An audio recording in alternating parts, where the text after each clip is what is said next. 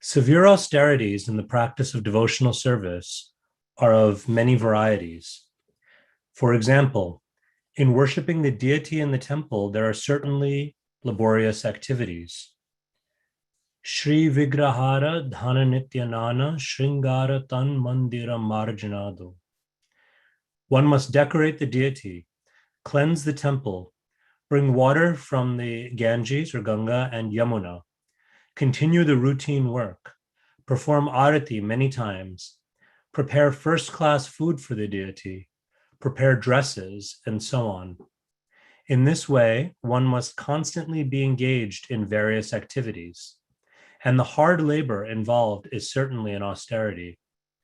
Similarly, the hard labor involved in preaching, preparing literature, preaching to atheistic men, and distributing literature door to door is, of course, an austerity, tapo yuktena.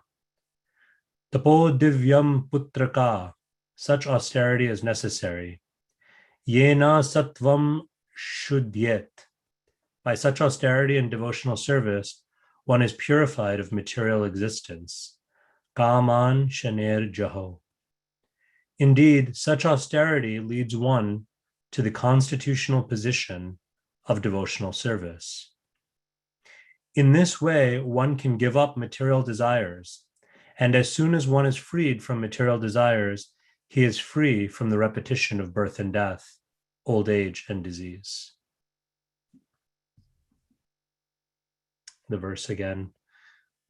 The king of this planet, Maharaj Ambarisha, thus performed devotional service to the Lord, and in this endeavor practiced severe austerity, always satisfying the Supreme Personality of Godhead by his constitutional activities. He gradually gave up all material desires.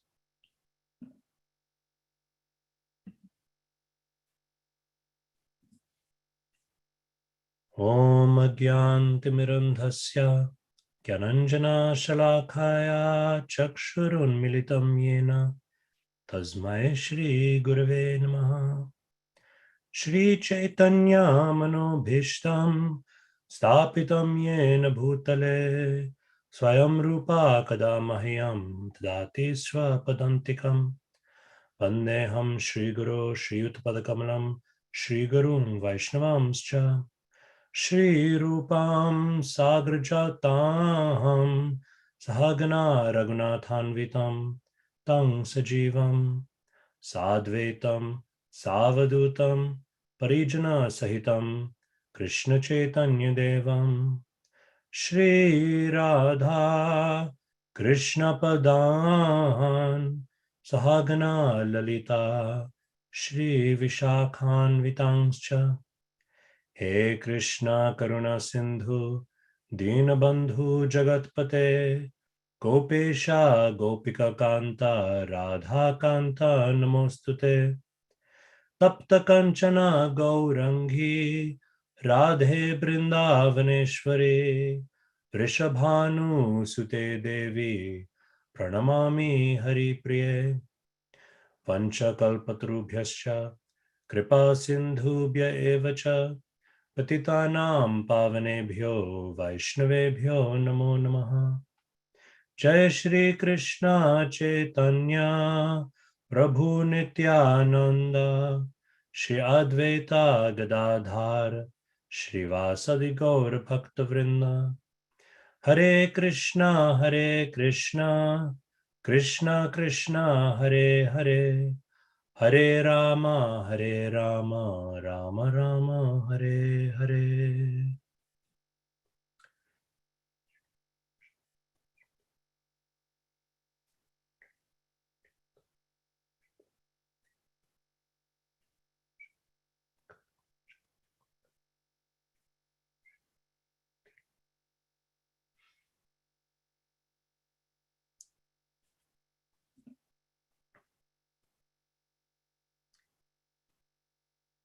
So in this section of the Bhagavatam, we are reading about Ambarish Maharaj.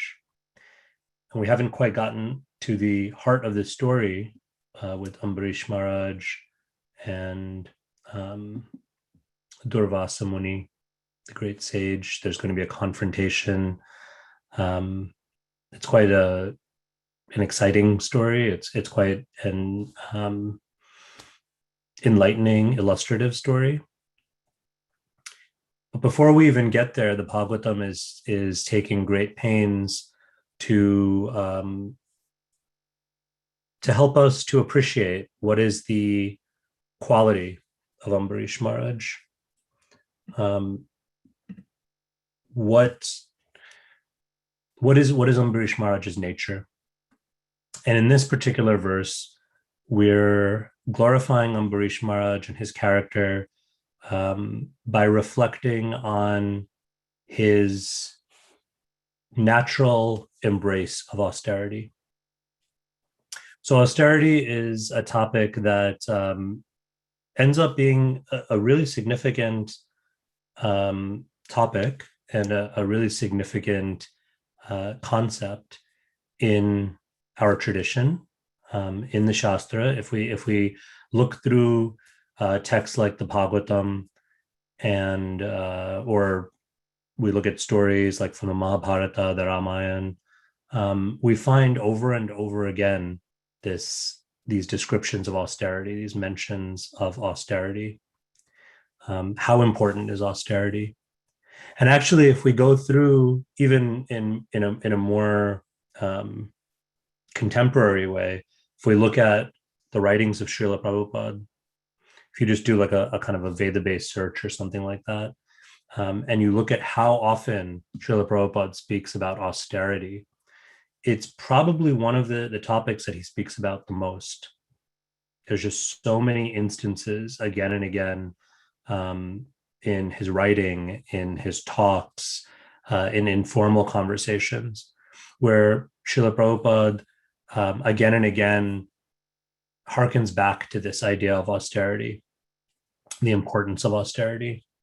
In fact, Srila Prabhupada would sometimes say that there is no question of spiritual life without austerity. That austerity, spiritual life means austerity. Or sometimes he would say, human life is meant for austerity. In the purport that we read, he actually quotes from, he doesn't cite it in the purport, but he quotes from another Bhagavatam verse. I believe it's in the 5th canto, and it's spoken by Rishabdev. And he just quotes a part of it. He says, "Tapo divyam putraka yena sattvam shuddhyet." That austerity is absolutely necessary. And by such austerity, one becomes purified. One's heart is purified. So for purification, there's no question of purification without austerity. And if we think about it, we kind of analyze it even in our own lives or our own experience, we can see that if we want to progress in anything, if we want clarity, if we want purification, in any respect, there has to be some degree of austerity. So what do we mean by austerity? Well, here, maybe we can just define austerity in a very simple way as the kind of willful or voluntary denial of some immediate pleasure for a higher purpose. In fact, we might even say the voluntary acceptance of displeasure, of some pain, even some suffering for a higher purpose. And if we think about it, austerity is there always. A couple of days ago, I have to admit, I don't generally wake up so early. Last week, a couple of days ago now, I had to wake up quite early for some other purpose. And so it was like, I think it was maybe like between 4 and 4:30 in the morning. And of course, everything was very still and quiet, and it was still dark. The sun hadn't risen, right? So, and I think I was feeling a little proud of myself for waking up, so early, even though I'm not generally a morning person. I'm thinking like, oh, okay, this is, yeah, I've woken up and I must be like the only person awake right now. And I looked out the window and I saw one of my neighbors was running. So we live in a community with a that is kind of a circular loop, and it's exactly a mile around the loop.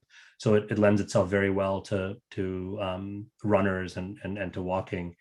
And I of course have seen. I used to run myself a little bit, and I've seen neighbors, but I never imagined that that early at 3:30, 4:30 in the morning, there were already folks out there running. But there were actually more than one. And it was just this reminder that even in a very we can say mundane context, even in the context of something as simple as exercise or taking care of our physical health, people are willing to accept austerity. It's not easy to wake up early, even if we're morning people. Um, Still, the mind is such that you want to stay in bed. You don't want to go out, especially on a cold morning. It's dark, it's cold, very few other people are awake. You want to stay in bed, but something overrides that if we're serious about, our goal. So this neighbor that I saw, she was obviously very serious about this goal of being healthy, being physically fit, exercising, being committed to her routine. And so she woke up and she made that happen. But it was just a kind of a humbling moment, and a reminder that um, austerity is there for everyone. Austerity is being practiced for, as Srila Prabhupada says in this purport, um, in a in a variety of ways. There are many varieties of austerity. What to speak of spiritually? So we find again and again all these descriptions emphasizing the importance of austerity, the importance of willingly accepting that discomfort, that experience even of suffering for this higher purpose.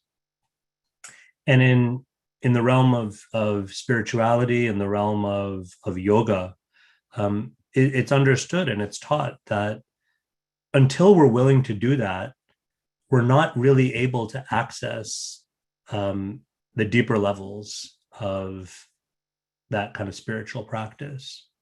And it's not really a mystery as to why. I mean, it's kind of common sense if you think about it. Um, our our ability to to imbibe knowledge is very much dependent on our state of mind, or we can say our state of heart. To the extent that we are, to the extent that we're cultivating the qualities of goodness, of purity, of clarity, of sattva guna, to that extent, we'll be able to, like Krishna says in the Gita, um, that is the fruit of sattva, is that it leads to knowledge and to happiness. So we can't really experience knowledge fully unless we are endeavoring at least to be more and more sattvic.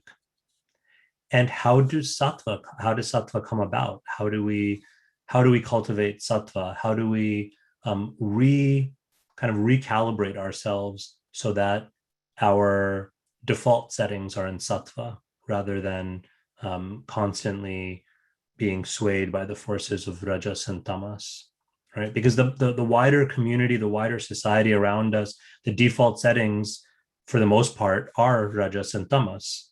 So if left to our own devices, if we're honest with ourselves, we have to admit that if left to our own devices, more likely than not, we will end up situating ourselves or being situated in rajas and tamas, in passion and in ignorance, right? Maybe we'll have some glimpses of sattva, but glimpses are not really enough to sustain, to have a sustained practice, to have a sustained experience of knowledge, right? These little glimpses of sattva are not enough. We need to recalibrate.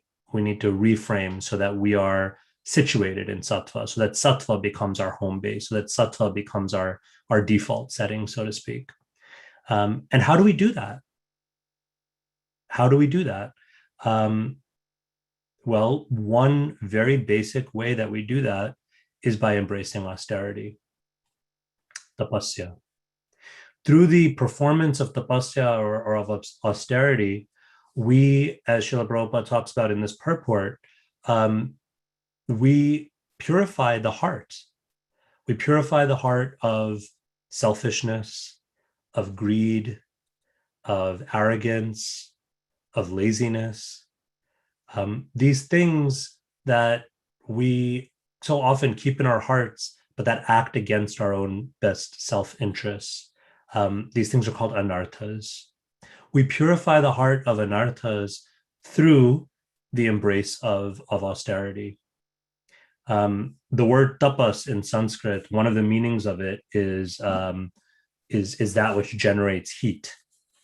And so austerity, tapasya, is sometimes there's an idea of generating heat in the sense of when something's very intense. When you have some intense kind of friction, it creates heat, right? So that's it. Tapasya being linked to heat is another way of kind of saying that there has to be some intensity there. But another meaning of this idea of tapasya as heat is, or even as fire, is that it is something that, like heat, fire purifies. If you want to sterilize something, you use the power of heat, of fire. So fire has that purifying quality to it. It burns away the impurities. And so austerity in that sense is designed to burn away impurities. When you burn away impurities, what are you left with? The process of purification is not a process of, like sometimes we imagine that purification is about kind of changing who we are into something ideal. But more accurately, purification is not about changing us as much as it is about removing that which is preventing us from experiencing our true nature. And I know that sounds like a little bit of semantics, but it's significant because the point is that our actual nature is Satchid Ananda. Our actual nature is, from a devotional standpoint, that we are part and parcel of and eternally the servants of Krishna. So it's all this other stuff. It's all these anarthas that act as barriers for us to experience that. And through purification, through the purification of austerity, those other substances, those other forces, those things that are foreign to us, those things that are impositions, they can be burnt away. So austerity is so important. And at the same time, we also read in the pages of the Bhagavatam and in other texts that there is a danger side to austerity as well. That austerity, as wonderful and as necessary as it is, if we're not careful, in the name of austerity, we can actually end up farther from our spiritual goal and ultimately farther from Krishna. There's something kind of ironic about it, but austerity can become a trap. So we read about figures like Hiranyakashipu or Ravana, who are actually great demons, but superficially at least, they are expert tapasvis. They're expert practitioners of austerity. We can't even imagine, we can't even come close to the kinds of austerities, again, seen superficially, that Hiranyakashipu was performing. His austerities were so powerful that Lord Brahma himself was compelled to come and offer him practically any boon that Hiranyakashipu could could desire. So also with Ravana becomes so powerful through his performance of austerity. And again, we see this played out either with great demons or with selfish, materialistic people who, through the power of their austerity, they are able to become very powerful and become almost invincible. But in the end, the tragedy is that they are ultimately defeated. Why? Because their austerity doesn't actually lead to real purification. It doesn't bring them closer to Krishna. It takes them farther and farther away from Krishna. And this is very instructive because in our own lives, we can also, in minute form, we can see that this tendency, this danger is there. Sometimes we can become very proud of our austerity, especially when we compare ourselves to other devotees. We can get into this space where our austerity becomes a source of pride, of false pride, of arrogance. It builds up our ego rather than effacing our ego and rather than bringing us to more and more of a place of humility, right? The test of a devotee, or we can say the test of our progress in spiritual life should be that more and more we're experiencing humility, more and more Trinadapi Sunichena Taror Iva Sahishnuna. We should be at least moving in the direction of being humble, like a blade of grass, being tolerant and forbearing, like a tree. Amani namanadena, always very eager to give respects to others and not expecting some respect or praise or adoration for ourselves. But the irony is, sometimes it's the performance of our austerities that can take us farther and farther away from that and can bring us more into a space of ego and of pride. There's a story in the Chaitanya Charitamrita of a very renounced, austere Brahmin who, for years and years and years, had such a severe fast that he only took just a little bit of milk or buttermilk. And that was his only sustenance. And he desired to enter into the kirtan of Chaitanya Mahaprabhu. But the story has a kind of an interesting twist to it, because when this Brahmin kind of sneaks into the, he's not permitted into the kirtan. And when he kind of sneaks into the kirtan, Chaitanya Mahaprabhu, being the omniscient Lord himself, he senses his presence, and Chaitanya Mahaprabhu actually stops the kirtan and won't permit the kirtan to continue until that person is no longer in the assembly.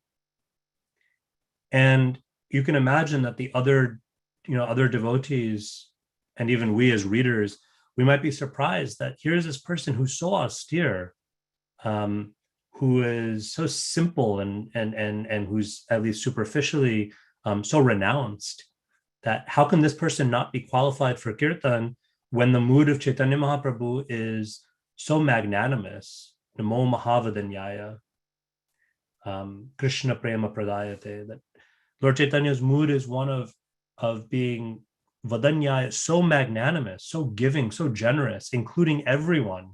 Patita Pavana, being the uplifter of the most fallen. And yet he won't allow this austere Brahmin to be in the kirtan. But the lesson there is that Mahaprabhu is freely giving pure love of God. But what gets in the way is when he detects that pride and arrogance within the heart. And this is on a very subtle level. This is what was going on within the heart of this apparently austere Brahmin. That his austerity was a source of pride. His austerity was a source of ego. His austerity was keeping him farther and farther from actually appreciating the holy name. And so, inconceivably, as an act of instruction and as an act of actually kindness to purify the heart of this Brahmin, Chaitanya Mahaprabhu appeared to be very, very strict and restrictive, right? Because he could recognize this Brahmin, austerity is not going to purify this Brahmin's heart. He has to have a change of heart. Because the real thing is a change of heart. The real thing is not the austerity itself. The austerity is a means to the end of a purified heart. The austerity should be leading us to softer hearts. But if the austerity is leading us to bigger egos and harder hearts, then it's not serving its purpose. Then in fact it's serving the opposite purpose. Then it's taking us farther away, and then the austerity itself becomes a trap. It becomes it becomes a great danger. Bhakti yoga, recognizing this, the approach of bhakti is a wonderful alternative. It's not an alternative to austerity itself, but it's an alternative approach to understanding austerity. It allows us to recontextualize austerity in a way that removes that danger, and that actually not only facilitates our purification of heart, not only facilitates our austerity, but actually facilitates the love of God, the connection to Krishna that's supposed to be the ultimate goal of this austerity anyway. Srila Prabhupada writes about this so beautifully in the purport, and actually the verse itself in the Bhagavatam gives us some hint about this alternative approach of bhakti, the bhakti approach to austerity. In the verse, the Bhagavatam tells us that Ambarish Maharaj practices severe austerity, but the verse says, it's very interesting, it says, tapo, it says bhakti yogena tapo yuktena. So bhakti yogena means in the performance of bhakti yoga, or by performing bhakti yoga, and tapo yuktena means simultaneously connecting to tapasya, or austerity.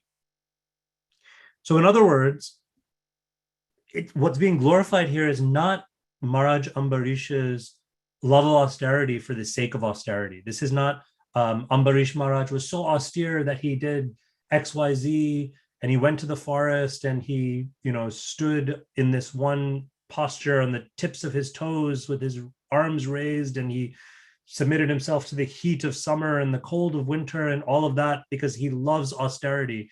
No, what this verse is actually glorifying is Ambarish Maharaj was so committed to his practices of bhakti. And in earlier verses, we heard about all of those wonderful practices of bhakti, that what he was doing with his all of his senses, what he was doing with his body, what he was doing with his mind and his heart, how he was engaging the fullness of his person, body, mind, words, thoughts, feelings, everything. That performance of bhakti, through that performance of bhakti, Maharaj Ambarish was naturally performing austerity. And it's that natural performance of austerity, it's that austerity that automatically comes through bhakti practice that's being glorified here. Srila Prabhupada gives such an excellent, beautiful example. He talks about deity service. He talks about worshiping the deity as an example of how the practice of bhakti includes naturally, almost effortlessly, we can say. Not that the practice is effortless, it requires our effort, but in practicing bhakti, naturally, organically, austerity is included. It's not that we have to make separate endeavor. The path of yoga generally, when I say yoga here, I mean not specifically bhakti yoga, but the kind of yoga as it's generally understood, Raja yoga or Dhyana yoga, the yoga that's spoken about in the Yoga Sutras of Patanjali. Patanjali talks about tapas, swadhyaya, and ishvara pranidhana, of austerity, of study, scriptural study, and meditation practice, including the practice of mantra meditation, and ultimately of ishvara pranidhana, of devotion to Ishvara, to the Supreme, to Krishna.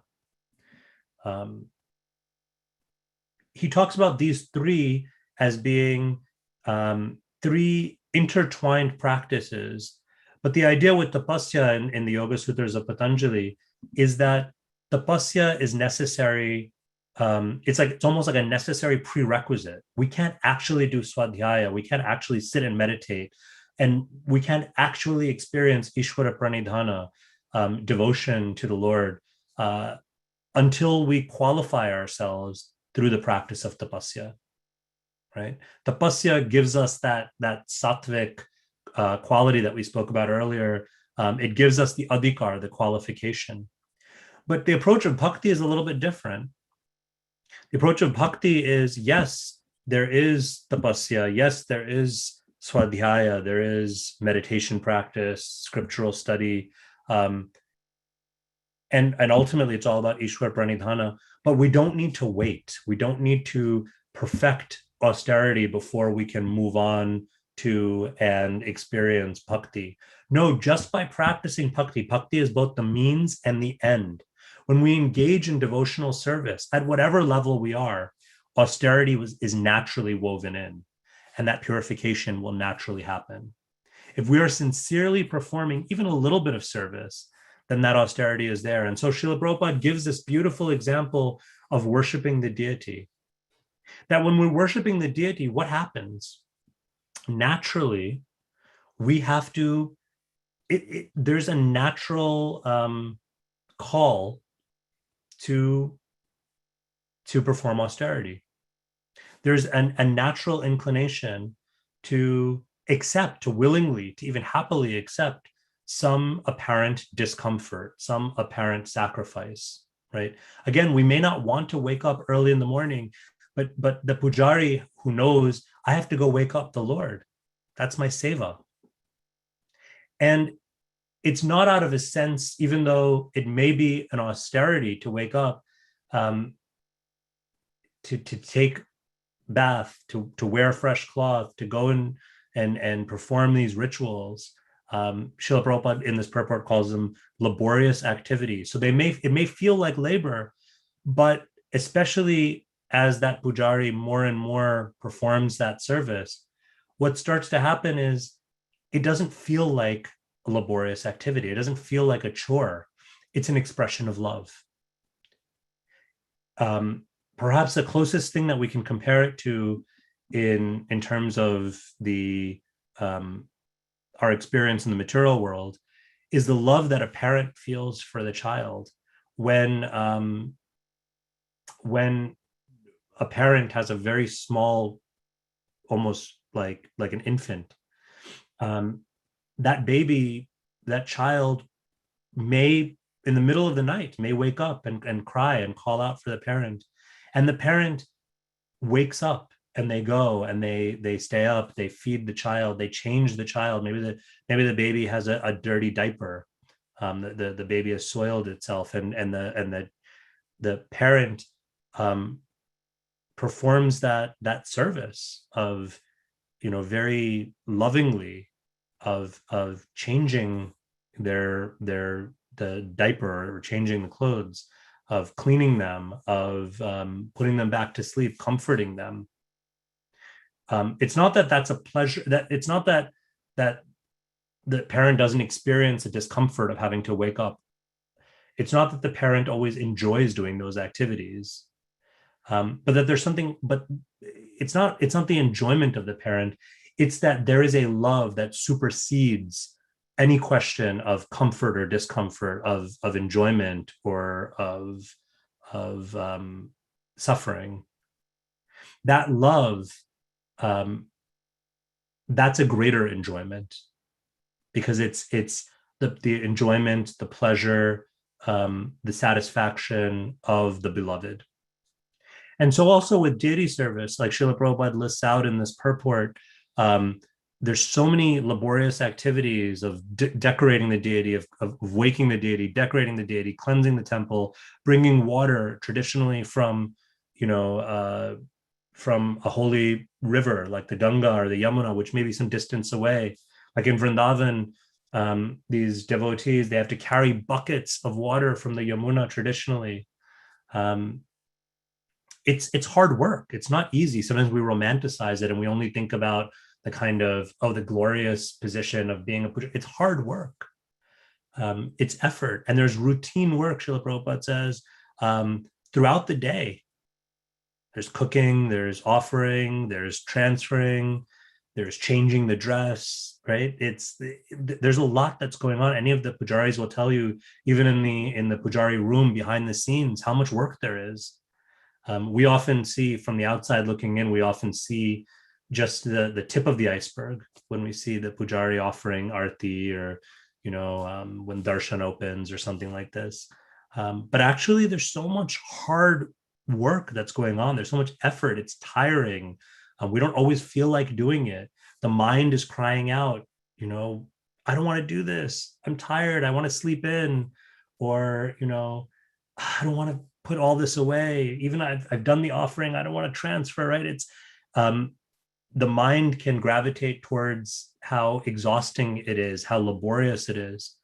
But the heart overrules the mind. Of course, the intelligence overrules the mind, but ultimately, from the standpoint of bhakti, the heart overrules it, because all of this is not austerity for the sake of austerity. This is austerity that happens to be part of the package, but actually, this is an opportunity for me to express my love for Krishna. This is, as the verse states, this is ultimately for, in this verse, it's stated as Hari Prinan. Hari Prinan means for satisfying Hari. Earlier in the first canto of the Bhagavatam, the phrase that's used, which Srila Prabhupada would cite so often, is Sam Siddhir Haritoshanam. Haritoshanam, the satisfaction, the pleasure, the happiness of the Lord. Sam Siddhir Haritoshanam, that this is the ultimate perfection. For the devotee in bhakti, this is the perfection of our lives, is Sam Siddhir Haritoshanam, is to put a smile on Krishna's face. Of course, Krishna always has a smile on his face. Muralidhar always is smiling. But in the spirit of love, to take on the service, or the challenge, you can say, it's a labor, but it's a labor of love, that I want to really put a smile on Muralidhar's face. I want Muralidhar to smile even more broadly than he's already smiling. What can I do? Like the Bhakti Center a couple of years ago, there was these beautiful T-shirts that were made up. Some of you may be familiar with this, with the imagery of the two birds taken from the Upanishads. And the phrase that was on that shirt was, "What does love require of me today?" So this is the spirit of bhakti. What does Muralidhar require of me today? I'm a servant. How can I put a smile on my master's face? How can I ensure the satisfaction, the pleasure of my beloved?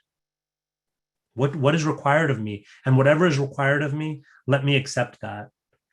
When we have that attitude, as Maharaj Ambarish had, as the Bhagavatam continually inspires us towards, Sam Siddhir Haritoshanam, as our own heroes in devotional life, as they exemplify, when we have that attitude, austerity naturally comes with it.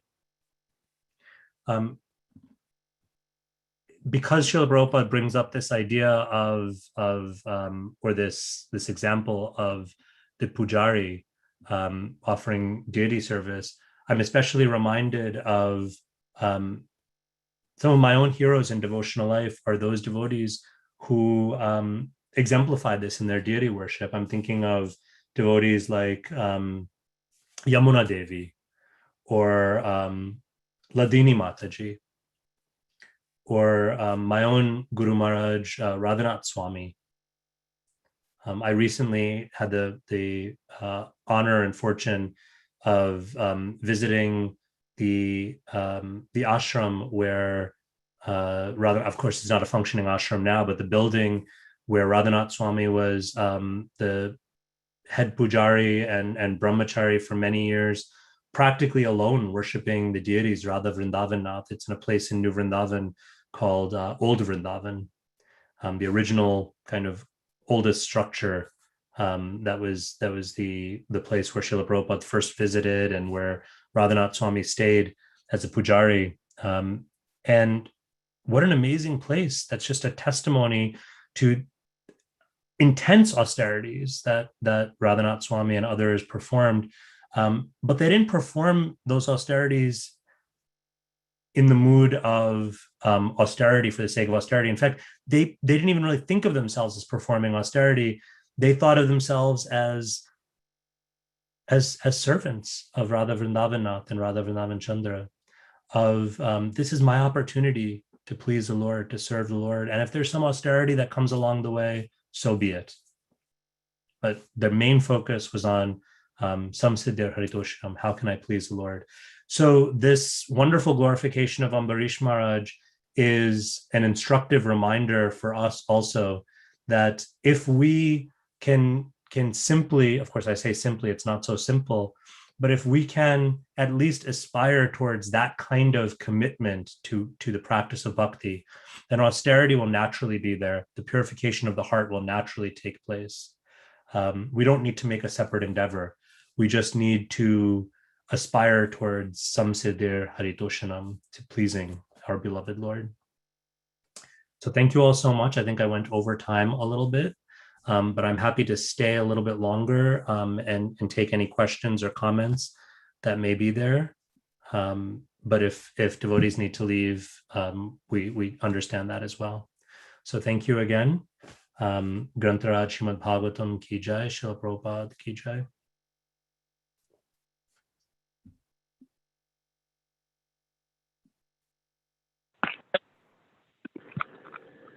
Hare Krishna Prabhu.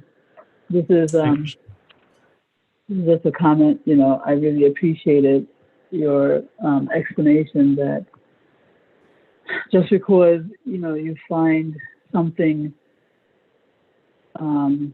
unpleasant or difficult, that doesn't mean that love is not there. The fact that you are willing, for the sake of your beloved, do that laborious or difficult thing is a symptom of love. Because my tendency is to think, well, because this is disturbing me, where's the love, So, you shed some light on that for me, that, well, just because I don't find a particular activity pleasant doesn't necessarily mean that love isn't there. Maybe it's not there, but, I really appreciate the point that it doesn't necessarily mean that. So thank you very much. Oh, you're welcome. Thank you. And thank you for kind of clarifying this point or reiterating this point. Love is there, right? Now that love may take different forms, or it's like a kind of a process of deepening that love. But even when the task is unpleasant or it's we don't feel like doing it, it's that doing it anyway that in that instance is the expression of love. Just like with the parent. I mean, you're a parent, right? You don't always feel like doing it. In fact, very often you don't feel like doing it, but you do it anyway. And that's the expression of love. You're saying, I didn't always have that realization, maybe not until this class. So, yeah. Hopefully that's what it is. I'm sure it is. Anyone who knows you, yeah. Oh, thank you.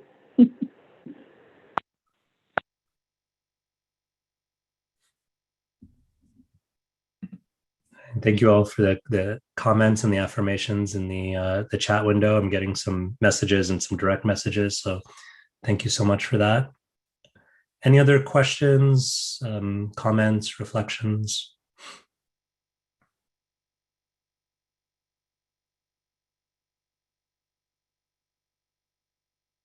Okay. Well, again, thank you so much.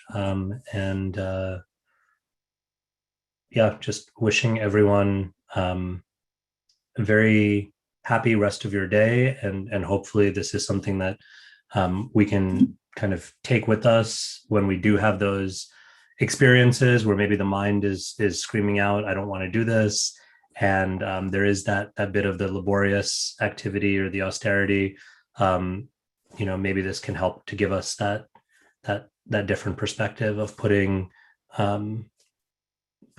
the idea of love or the aspiration of love, putting that as the primary focus, and then the austerity will naturally come.